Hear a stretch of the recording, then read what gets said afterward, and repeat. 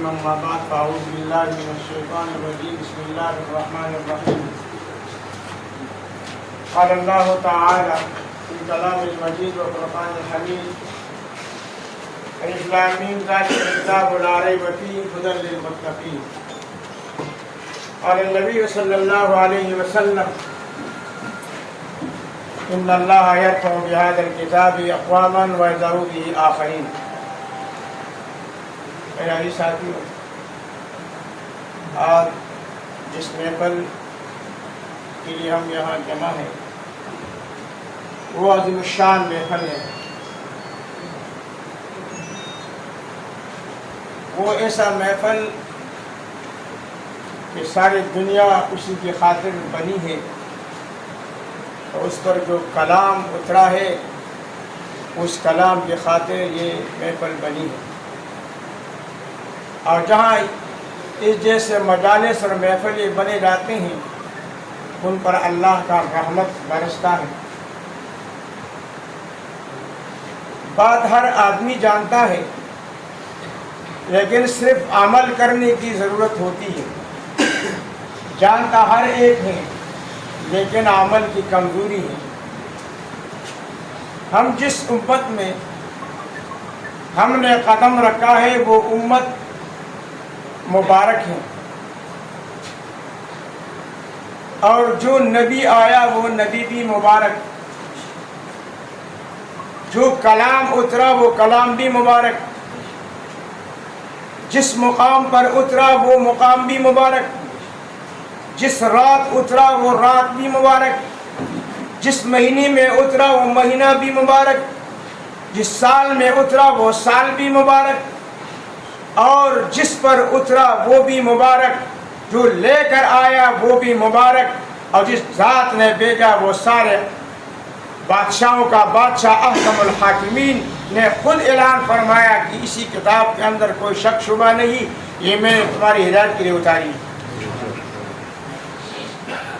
اور یقیناً جو لوگ اسی کلام اللہ پر عمل کرتے ہیں اور اسی کو اپنی زندگی کے اندر لا کر اپنے ہر کام کے اندر اسی کلام کو سامنے رکھتے ہیں، انہی کے احکامات کو سامنے رکھتے ہیں، یقیناً اللہ کا وعدہ ہے میں ان کو دنیا میں بھی اونچا کروں گا، آخرت میں بھی اونچا کروں گا، اور ان کا ٹھکانہ جنت ہوگا. حدیث آپ کے سامنے پڑھی ان اللہ یرفع بہذا الکتاب اقواما ویضع به آخرین. اللہ اسی کلام کے ماننے والے کو اونچا کرتے ہیں اور اسی کلام کے نہ ماننے والوں کو اللہ ذلیل کر دیتا.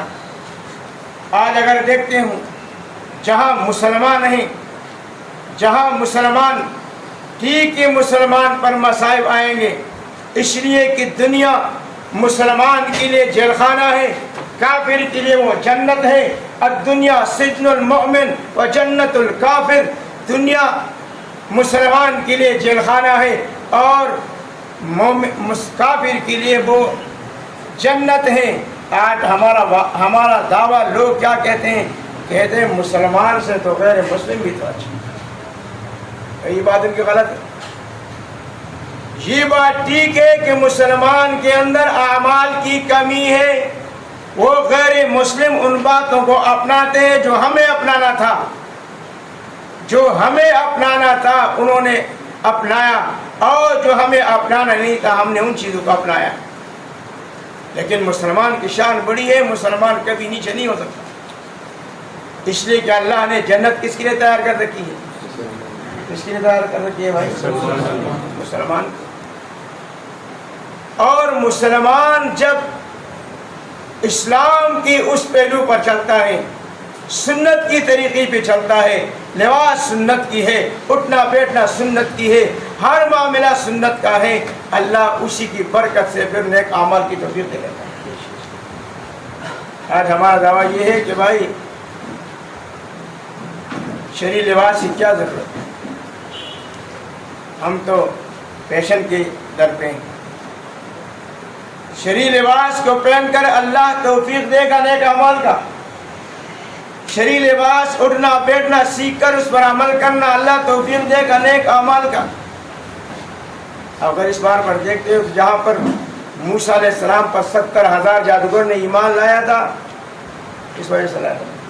اللہ نے توفیق اس لیے دی کہ انہوں نے لباس وہی پہنا تھا موسیٰ علیہ السلام۔ کون سا پہنا تھا بھائی؟ موسیٰ علیہ السلام۔ اللہ نے اسی کی توفیق دی کہ میرے لباس کے اندر، میرے نبی کے لباس کے اندر میں ان کو جہنم میں داخل کروں، یہ تو گوارا نہیں ہے۔ بہرحال مقصود یہ بھائی ہمیں قرآن کی زمرے میں، قرآن کے نیچے اپنی زندگی گزارنی، اور یہ مبارک ہے وہ لوگ جو اس کلام سے محبت کرتے ہیں، اس کلام کی خدمت کرتے ہیں، اس کلام کے سنانے والے، اس قرآن کے سننے والے، اس کلام کی خدمت کرنے والے، وہ تو مبارک ہے۔ اور یہی چیز باقی ہے، یہی چیز باقی ہے دنیا بھی آخرت میں بھی، دنیا بھی اور آخرت میں بھی۔ اس حدیث پاک کے اندر ہے 7 قسم کے لوگ اللہ کے عرش کے سائے کے نیچے ہوں گے۔ 7 قسم کے لوگ اللہ کے عرش کے سائے کی، اس دن کوئی سایہ نہیں ہوگا۔ امام عادل، انصاف والا حکمران، شاب شافی عبادت اللہ، دوسرا وہ جوان جس کی جوانی اللہ کی مرضی کے مطابق گزری، تیسرا وہ شخص معلق بالمسجد جس کا تعلق اللہ سے اللہ کی گھر سے جڑا ہو، نماز کی وقت ہو گئی وہ نماز کے لیے تیار ہو گیا، نماز پڑھی، اگلے انتظار میں ہے کہ دوسری نماز کا وقت کب ہوگا۔ ہاں یہ نہیں کیا کہ مسجد میں بیٹھ گیا کام چھوڑ دیا، نہیں، کام کرے، یہ مسلمان کی شان ہے، لیکن جب عبادات کا وقت آئے وہ اپنے کام کو چھوڑ کر عبادت پر آئے۔ اور چوتھا وہ جوان تو اللہ کے خوف کی وجہ سے تنہائی کے اندر اس کے آنکھوں سے آنسو بہہ پڑے، یہی شخص اللہ کے عرش کے سائے کے نیچے ہو۔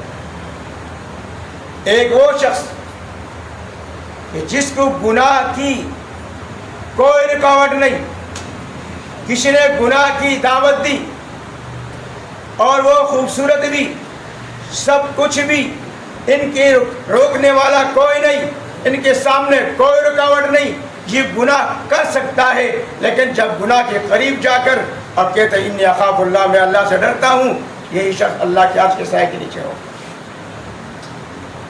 اور اگلا شخص کہ جس نے اپنے مال کو اللہ کی رضا کے لیے دیا ہو، دائیں ہاتھ سے دے بائیں ہاتھ کو خبر نہ ہو، یہی شخص اللہ کے عرش کے سائے کے نیچے ہو۔ مقصود یہ ہے بھائی ہمیں نیک اعمال کی ضرورت، کیا ہے؟ نیک اعمال کی ضرورت ہے۔ ابھی مبارک وہ لوگ جنہوں نے تراویح پڑھی، اللہ کا کلام سنا، 30 پاروں کے اندر، 30 پاروں میں ایک حافظ جب شروع کرتا ہے اور پڑھتا ہے پانی کی طرح، یہ اللہ کا کرم ہے، اس کلام کا اعجاز ہے، اس کلام کا ایک معجزہ ہے کہ اس کلام کو اس انداز سے وہ پڑھتے ہیں۔ اگر زبر زیر میں وہ غلطی کرتا ہے ان کو پتہ چل جاتا ہے کہ میں نے زبر کی جگہ پر زیر پڑھی ہے، زیر کی جگہ پر زبر پڑھی۔ ورنہ کوئی بھی کتاب اٹھائے، کوئی بھی عام کتاب اٹھائے، صرف ایک صفحے کا ہو، کوئی سیاحت نہیں کر سکے گا جیسے وہاں لکھا ہے۔ اور اللہ کا کلام اللہ نے جیسے اتارا ہے ویسے وہی حافظ اللہ کے کلام کو پڑھتا ہے، یہ مبارک۔ اور پھر سننے والی بھی مبارک، جن نے تراویح پڑھی وہ بھی مبارک، جن نے ان کا نظام کیا وہ بھی مبارک۔ اب یہ تراویح، یہ تو ایک قرآن سننے، ایک سنت عمل مکمل ہو گیا، اب تراویح اب بھی باقی، تراویح نہیں چھوڑنا، تراویح نہیں چھوڑنا۔ جن نے آج ختم کر لی وہ اگلی جتنی بھی تراویح ہے وہ پڑھے، کئی ہاں لیکن وہ آزاد ہو گئے، جہاں جائے وہاں جہاں تراویح پڑھے۔ اور جب آدمی ختم نہیں کرتا تو وہ پابند ہوتا ہے کہ بھئی مجھے یہاں پہنچنا پڑتا ہے، تو لہذا تراویح نہ چھوڑے۔ اور دوسرے یہ کہ نماز کی پابندی کرو، جیسے رمضان میں پابندی کی ہے اس طریقے سے پوری زندگی نماز کی پابندی کرو۔ نماز تو چھوڑنا نہیں، ہاں نماز با جماعت کی پابندی کرو۔ مسلمان نماز نہیں چھوڑتا، یہ تو ہو نہیں سکتا، لیکن نماز با جماعت کی پابندی۔ دوسرا مخلوق کے حق کو ادا کرو، مخلوق کے حق کو ادا کرو، آپ جتنا ہو سکتا ہے کرو، اور اپنے آپ کو چھوٹا سمجھو، دوسری کو بڑا سمجھو، اپنے آپ کو کمزور سمجھو، دوسری کو طاقتور سمجھو، اللہ تمہیں طاقتور بنا دے۔ تعز من تشاء و تذل من تشاء۔ عزت دینا کس کا کام ہے بھائی؟ اللہ کا۔ عزت دینا اللہ کا، اللہ جس کو عزت دے کوئی ذلیل نہیں کر سکتا، اللہ جس کو ذلیل کرے کوئی عزت نہیں دے سکتا۔ بہرحال اللہ تبارک و تعالیٰ دعا فرمائے کہ اللہ ان باتوں پر عمل کرنے کی توفیق نصیب فرمائے۔ اور میں پھر بھی دوبارہ مبارکباد پیش کرتا ہوں ناراض نے قرآن کریم کو سنا، جو یہاں آئے اور اپنے وقت کو دیا، یہ بھی مبارک۔ ہمارا آپ کا ایک وقت بعد گزرتا ہے نا، وہ سے چلا جاتا ہے، ایسے محفلوں میں جب جہاں کوئی ایک لفظ سیکنڈ میں گزرے، یہ فائدہ مند، یہ اجر میں